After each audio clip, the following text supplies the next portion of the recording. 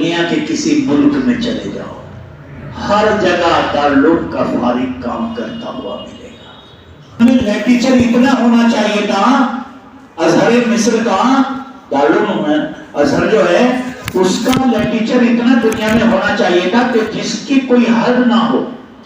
کیوں؟ ہر سال 80,000 دنیا کو دے رہے ہیں، 80,000 کتنا لکھیں گے جامعہ ازہر سے فارغ، لیکن کہیں ان کی کتاب ملتی نہیں ہے۔ اور دارالعلوم میں کتنے ہیں اس وقت بھی؟ 3,000 4,000۔ دنیا کے کسی ملک میں چلے جاؤ، ہر جگہ دارالعلوم کا فارغ کام کرتا ہوا ملے گا۔ اور دارالعلوم میں اتنی مقدار لوگوں کی کم ہے ان کے مقابلے میں، لیکن آج سارے کتب خانے بھرے پڑے ہیں اکابرین دارالعلوم کی تصنیفات سے۔ سمجھے بات؟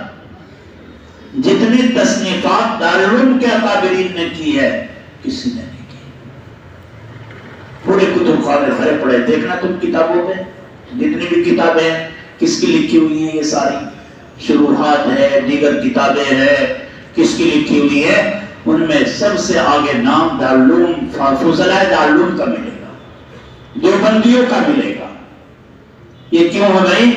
کہ نام رکھوا کے اللہ نے اشارہ کر دیا، قاسم کے نام سے اینٹ رکھوائی کہ یہاں سے علوم بٹیں گے اور دنیا ان کو حاصل کرے گی۔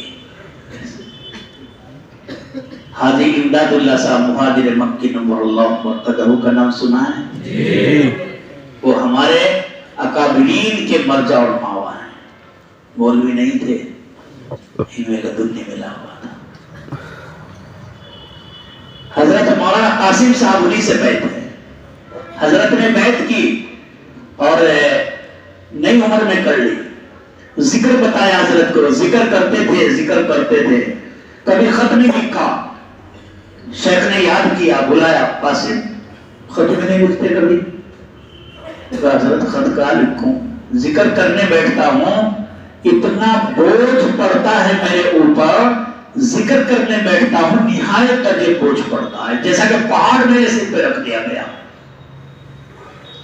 حضرت نے کہا خوشخبری ہو آپ کو کہ جب آقا کے اوپر وحی اترتی تھی بوجھ پڑتا تھا، آپ جو اللہ کا ذکر کر رہے، اس سے پتہ لگا کہ بوجھ پڑ رہا ہے، اللہ کی طرف سے انوارات آپ کے اوپر اتارے جا رہے ہیں اور یہ انوارات آپ پوری دنیا میں تقسیم کریں گے۔ وہی ہو گیا، قاسم الخیرات والعلوم۔ تیسری عید کس سے رکھوائی؟ حضرت مولانا رفیع الدین صاحب رحمت اللہ علیہ سے۔ چوتھی عید رکھوائی مولانا احمد علی محدث سہارنپوری سے، جن کا یہ حاشیہ ہے۔ یہ حاشیہ ہمارے سہارنپور کے کا ہے، سمجھا؟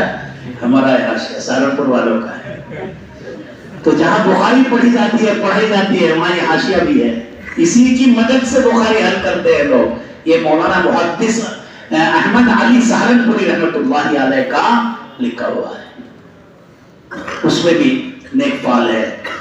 بس پانچویں چیز یہ یاد رکھو، پانچواں مولانا حاجی عابد حسین صاحب تھے، جن سے عبادات کی طرف اشارہ لیا گیا۔ بہرحال 5 آدمی تھے نیک، اللہ نے وہ نیک فالی نکالی اور ان 5 کے مجموعے سے اللہ نے دارالعلوم کو وہ عزت عطا فرمائی کہ جتنا ان کے اندر اللہ نے اخلاص رکھا تھا اتنا ہی اللہ تعالیٰ نے اسے چمکا دیا۔ آج پوری دنیا میں چلے جاؤ، کہیں بھی مکہ میں چلے جاؤ، بولو دیوبند دارالعلوم معلوم ہے، وہاں چلے جاؤ کینیڈا، پھر فقیر ذوالفقار صاحب اور مفتی سید صاحب رحمۃ اللہ علیہ نے لکھا ہے کہ ہم جس ملک میں بھی گئے وہیں کسی عالم کو ملے، کہا کہاں سے؟ دیوبند سے فارغ، واسطہ یا بالواسطہ؟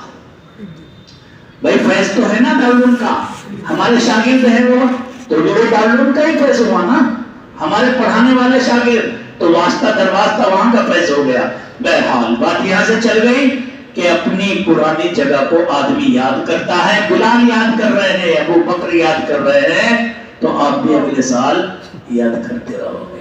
جب بھی یاد آوے آپ کو اپنا ادارہ دارالعلوم زکریا دیوبند بس دعا کرنا کہ اللہ تعالیٰ اس کو اچھے سے ہمارے اداروں کو اللہ محفوظ فرمائے لوگوں کی بری نظروں سے. چلیے. قالت عائشة رضي الله تعالى عنها رسول الله صلى الله عليه وسلم أخبرته